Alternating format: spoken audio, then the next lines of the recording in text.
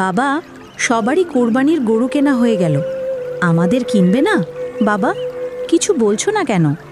সবাই প্রতি বছর কোরবানি করে কত গোস্ত খায়, কিন্তু আমরা তো কিছুই খেতে পারি না। এবার তুমিও একটা কোরবানি দাও। ঠিক আছে মা, তুই কোনো চিন্তা করিস না।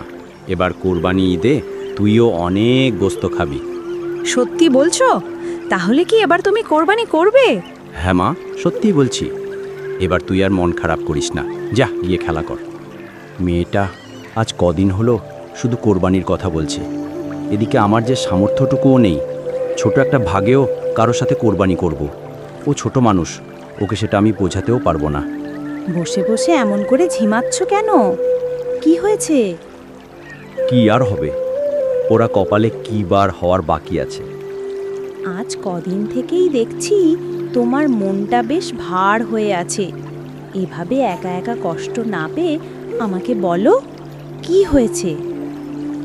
এই গরিবী ভাগ্য যেন আমার গলার কাঁটা হয়ে দাঁড়িয়েছে। এমন করে কেন বলছো ভাই? কি হয়েছে আমাকে একটু খুলে বলো তো। দেখো না, মেয়েটা হয়েছে আজ ক বছর হয়ে গেল, কিন্তু আজ পর্যন্ত কোনোদিন কোরবানি দিতে পারিনি। সে একটু গোস্ত খেতে চায়, একটু কোরবানি দেখতে চায়, কিন্তু আমার সে সাধ্য কোথায়? মাথার উপর এক বস্তা ঢিনের বোঝা, তাই রেখে কি আর কোরবানি হয় বলো? সেটাই তো। তবে তুমি চাইলে আমার সাথে শহরে যেতে পারো। এই তো ঈদের দিন আমি শহরে গিয়ে সেদিনই বিকেলে বাড়ি চলে আসব। ঈদ করতে আবার শহরে কেন যাব? আরে ভাই, তুমি দেখছি কিচ্ছুই জানো না। আমি বলছি তোমায়, শহরে যারা থাকে তারা তো একে অপরের গরু কোরবানি করতে সাহায্য করে না, আর অত মানুষও নেই।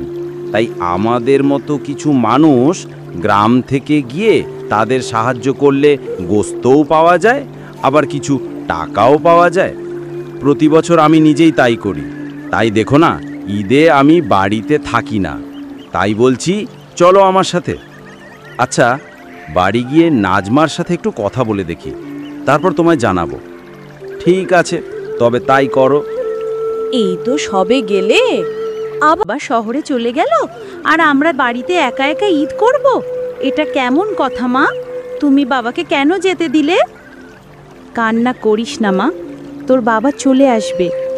আমি তোমার কোনো কথা শুনবো না। তুমি এখনই বাবাকে আসতে বলো। আয় মা, আমার কাছে আয়, আর এভাবে কাঁদিস না। তোর বাবা চলে আসবে। করিম অথবা জামাল, সাইদুল ভাই, এই বাড়িতে আমরা কোরবানি করতে সাহায্য করব। সময় থাকলে আরও দু এক বাড়িতে করব, তাহলে আমাদের আরও দু পয়সা আয় হবে।